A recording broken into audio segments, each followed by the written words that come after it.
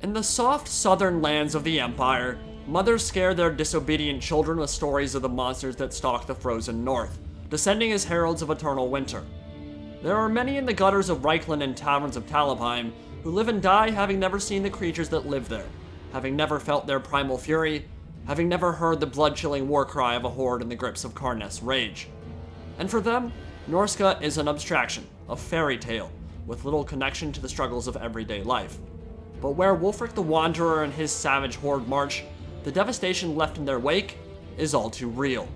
He is the eternal challenger, the inescapable one, a mighty giant of a man who took the heads of every champion of chaos in his path to gain favor with the dark gods. His savagery is legendary, and upon the shores of Ulthuan, the High Elves know all too well the grief and terror the madmen of the far north sow. It wasn't long ago that the Norse made landfall on Cathik and happened upon a coven of elven maidens praying to their false gods, and the invaders slaughtered them with ruthless abandon for the witches that they were. Only, they weren't mages, but elven wives praying to Isha for fertility, and this atrocity, this attack on nature itself, would galvanize a continent and summon the fury of a demigod. When roused to anger by the desecration of sacred sites and the murder of her people, Alarielle the Everqueen is a force of nature, an incarnation of the Elf Mother herself, who can turn the very earth, wind, and sky against invaders. The loss of her loved ones to northern barbarians sent her into mourning, and where she walked, thunderclouds gathered, and lightning sundered the ground. Though her skin appears pale, her body feeble, she is one of the greatest elven mages, and the spiritual figurehead of a glorious ancient empire with all the power and gravitas that comes with. The wrath of an avatar is a terrible thing to behold, and her vengeance would be swift. Death to the invaders, glory to the Earth Mother.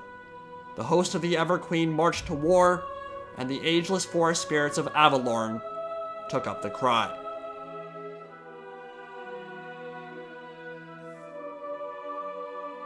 So here, at the heart of Ulthuan, the Elves of Avelorn will make their stand against Wulfrik the Wanderer and the barbarians of Norsca. The Dryads and Treekin, unique to Avelorn of all the High Elf realms, provide some additional tankiness and utility as they rage against the threat to their beloved forest. Alarielle the Radiant leads the High Elves, and within her embrace, those of Fey Heart will be protected. Every time she casts a spell, 12% damage resist map-wide from the Shield of Sapphire, as well as healing from Life Bloom, which synergizes exceptionally well together, so that'll be a very nice mechanic. And the Boon of Isha grants magical attacks and immune to Psych in a 40-meter radius, two very powerful abilities against Norsca. Remember, the Rage and Berserk mechanics affect almost all of Norsca's frontline troops, granting physical resist the longer they're engaged in melee. When the Queen is near the front line, all of that will be bypassed as the High Elves of Avelorn are imbued with magical damage. And the Star of Avelorn gives her an AoE heal, so everything about her is about mitigating enemy attacks and healing on top of it. Very powerful support caster. Sisters of Avelorn provide some powerful DPS from range that can tear through Skin Wolves and Mammoths, and a sweeping shot of the Elves, assembled from all sides, one after another, with arms and horses, and all the panoply of war. But the Hounds of Norsca bay for blood. The gods are watching, and the Eternal Challenger is reticent to disappoint them. It is a wonderful thing to see these monstrous beauties back in action, and Wulfrik will be looking for another head to add to his collection. On his Norscan warhorse, he loses the punching power and massive health pool of the War Mammoth, but gains the mobility and smaller profile that will make him a much smaller target for ranged fire, essentially taking that bullseye off his ass that screams, "Shoot me," when he's on top of those behemoths. The Hunter of Champions can butcher many legendary lords in close quarters, but the Forest Spirits will do their best to make sure he never gets close to their queen.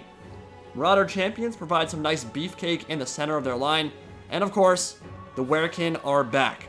An incredible hero choice with lord killing potential. Their Ruinous Flesh will buff the armor of any nearby allies by 18, and the Doggos are on the prowl as well. Skin Wolves, Ice Wolf Chariots, and the Beasts of Tashnar close the gap, and the Brutes of the Hound Berserkers doing their best Wulfrik impression with those ginger beards and their lack of souls. It's time to get the battle underway. Let's get into it. Norsca has spread the field very wide here.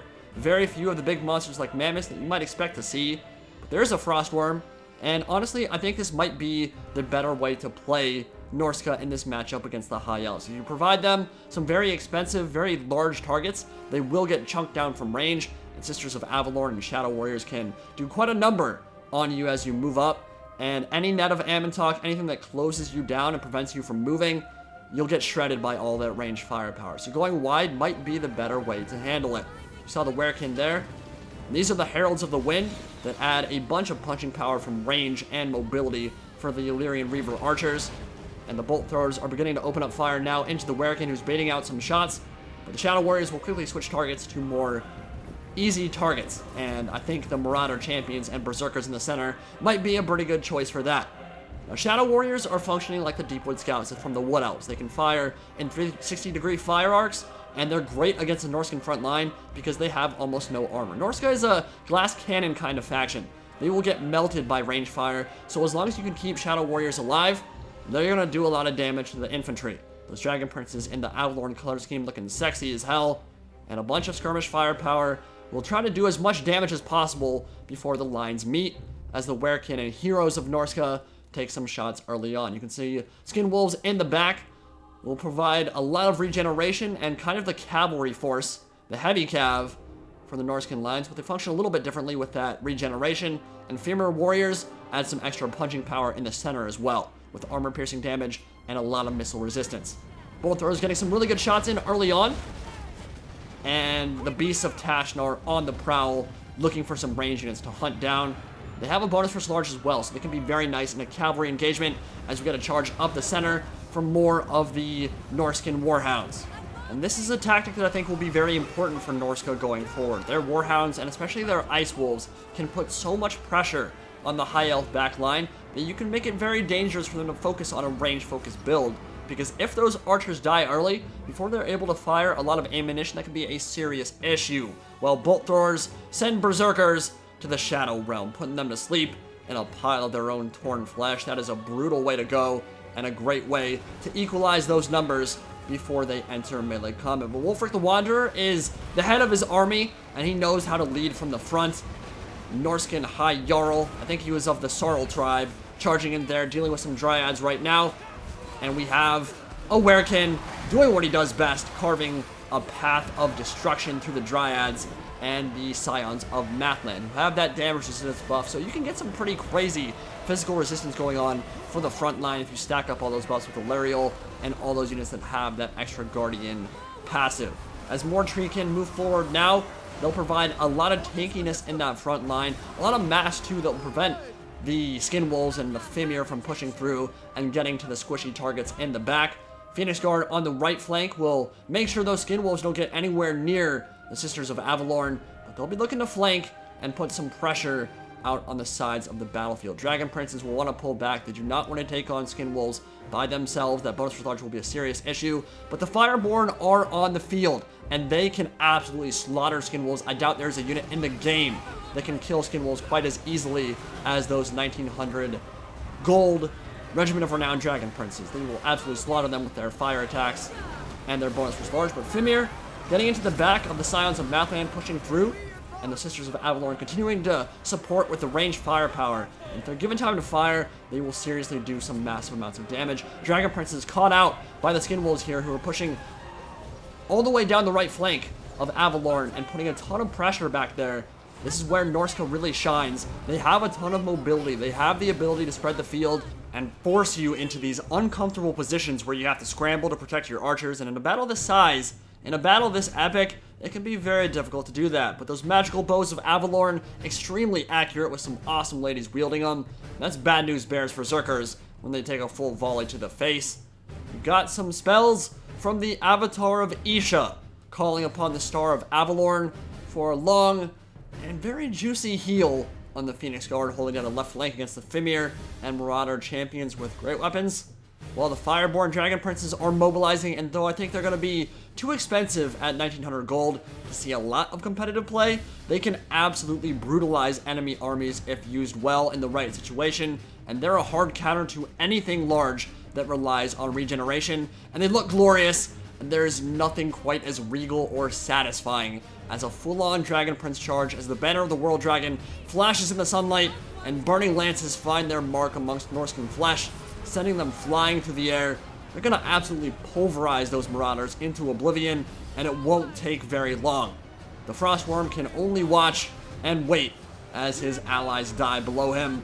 Well, in the center, things are looking a little bit worse for the High Elves. The Scions of Mathland have gone down, and Wulfrik has made it into combat as he chases after Alarielle the Everqueen and taken some armor-piercing, fire, and magical damage shots from those Sisters of Avelorn. The archers haven't been closed down quite yet, though Shadow Warriors still firing with impunity in the back into the Skin Wolves that are operating out on the flank. Let's put it in slow motion. Take a look at what's happening here. The Dragon Princes have been completely surrounded and shut down by the Beasts of Tashnar with their bonus first large, and the Skin Wolves who are working in tandem with each other very nicely. Very nice play, and they're being cut to pieces out there. But their sacrifice will not be in vain because it's giving time for those Heralds of the Wind and for the Shadow Warriors to fire in and deal with those armored Skin Wolves as the Treekin hold down some of the Marauders and chunk through them. They don't have the best offensive output, but they can certainly hold a line for a very long time. The center is about even right now, and there's a Skin Wolf Werkin on the prowl. Just took a full volley of armor-piercing, magical, and fire damage to the face. Not a good thing for something that relies on regeneration. That means that it'll be taking an additional plus 22% damage from that fire, but still, will make it into combat here, and that is where it can equalize things, and clouds of blood erupting from their ranks. That's a very angry Werkin. You do not want those claws or those ripping fangs to be in the center of your formation, and it's going to be bad news for the Sisters of Avelorn, who can protect themselves in melee much better than most other archers in the game. With that said, though, they have no chance of beating a Skin Wolf as the Phoenix Guard, Regiment of Renown, come back to try to save them. And he won't stick around while that happens. But Skin Wolves and Beasts of Tashnar have been let loose, hunting down the Everqueen here, and she is in a very precarious position right now. She's on a horse. She is dealing with a bunch of bonus for large units, and she could go down very quickly if they manage to surround her and cut her to pieces there. The Elves of Avelorn will have to rally to their queen, or she will go down. And if she dies, it will be very, very bad news for the Elves here. But Norsca, still even at the moment, kind of stuck in a deadlock here with Swordmasters and some of the Spearmen. Phoenix Guard managed to do very well, and Swordmasters of Hoeth actually broke the left flank with their bonus versus infantry and armor piercing. But the Frostworm is on the prowl, and we might get a good look at that Frost Breath pretty soon here. Dragon Princes into exactly the target they need to be. The Fireborn, with their flaming lances, will shred through Skin Wolves, and with that bonus versus large and more of the Sisters of Avelorn fire coming through, that could be the entire cavalry force for Norsca completely shut down there as Frost Breath ripping through a big blob of the Phoenix Guard, Regiment of Renown, and Swordmasters of Hoeth, and the White Lions, the Pure Main Company, all going down there. And those Zinchi heads freaking out at each other, biting at each other, as mutation racks its body, but that Frost Breath was brutal. Got 50 plus kills right there on elite infantry. Could be something that will turn this fight into Norsca's favor. Sisters of Avelorn, again, hounded by these gigantic monsters, terrifying things. And though the Frostworm is not the highest quality of melee dragons in the game, with that Frostbite mechanic, they can't run away from it, and it certainly has the damage to kill them all. And Alarielle in a very bad position with her back turned to that dragon, to that worm. It could be bad news for her. She could go down there with an armor-piercing attacks. Needs to get out of there, but Dragon Prince has absolutely slaughtered the Skin Wolves as we expected. Like I said, literally a hard counter. No unit in the game, I don't think, except maybe a Necrosphinx, can deal with Skin Wolves quite the same way. And as we look at how the battle has shifted here, another heal from the Star of Avelorn going down. The Norscan attack here, the impetus of their charge has been stymied a little bit as we look at some of the Phoenix Guard blowing up as they die, just like their captain Caradrian, the mark of Azirian on their brow etched into their body. They will explode upon death and deal damage, much like the death blow mechanic for the Slayers. And we have Wulfrik still hunting, still trying to challenge the queen, and as expected, she is trying to escape, and she's actually doing alright in terms of health. All this casting from her Life Bloom has dramatically helped on the frontline engagement. All these heals, keeping the elves in the fight, and the damage mitigation and the healing. It just synergizes so well, so exceptionally well. I think Alarielle will be certainly a very high-tier pick for the elves. She provides so much as a support caster. Healing's always been extremely good in Warhammer, and now Phoenix Guard and Sisters of Avelorn providing a very nice bodyguard, surrounding their queen, making sure the Norscan monsters and their champions Their Marauders can't get near her. Bolt thrower still firing, and this looks to be the Elves of Avelorn in the ascendancy as the Norscan impetus is stopped, stymied, stuffed, smashed into the ground on the backs of elven shield walls and fantastic range firepower. Those treekin work so well for buffing up the main line, just giving them a little bit more survivability and defensive potential that I really think the Avelorn elves would lack otherwise. As a Skin Wolf gets into the bolt thrower crew, sending them flying about 50 feet, they're absolutely glorious. I think the tree can just synergize exceptionally well. They're not an amazing unit in and of themselves, but when you think about what they offer in terms of that defensive potential, while you're trying to deal damage from range, you want that staying power, and there are very few units in the Elven roster that provide that quite like Treekin can. So very nice, very glad to see that they were added to the Avelorn roster, and now, look how the tables have turned. Wulfrik the Wanderer running away from the Queen as she retreats behind the safety of her own Dryads and Treekin. And they are just a great bodyguard unit for her as well. From a fluff perspective and from a battle perspective, offering so much here. And those Pure Main Company, Phoenix Guard, and Swordmasters of Hoeth, that's a brutal melee blender right there. And it's not going well for Norsca. Wulfrik will have to think of a different way to approach this engagement if he wants to turn it. But you can see the balance bar there, heavily in the Elves of Avelorn's favor. Skin Wolf Werkin charging forward, shredding a few of those unfortunate Shadow Warriors here at the end of all things. But it will go down, it will rout, and that will be an army losses penalty and mass rout for the armies of Norsca and Wulfrik the Wanderer. And the Everqueen avenges the murder of her people. The brutality of the Norskins met with righteous retribution, and Wulfrik will be kicked off the continent as the few survivors lick their wounds and retreat to the safety of their frozen homeland. The inescapable one is going to need to do some escaping himself. Alarielle with a whopping 0 kill, still finding a way to make a huge impact on that battle with her heals and support. Swordmasters and Phoenix Guard performed admirably. Her own bodyguard of archers with 84 kills, and the Fireborn Dragon Princes, godlike, with 125 kills, many of them on armored Skin Wolves, and that is pretty impressive in and of itself. But for Norsca, the wide build was the correct call, I think, from Oakley High Def. His micro was solid, but once those Skin Wolves got free in the back, he needed to avoid those Fireborn at all costs, and once they were immolated, there was nothing to put pressure in the back to silence those archers. And it was game over from there. Hope you guys enjoyed this epic look at the Queen and the Crone and Norsca. I will see you all next time. And if you like seeing this kind of content, Patreon donations are very much welcomed. Thank you all for the support and comments either way. Lots more coming. Hope to see you there. Indie Pride, signing out for now.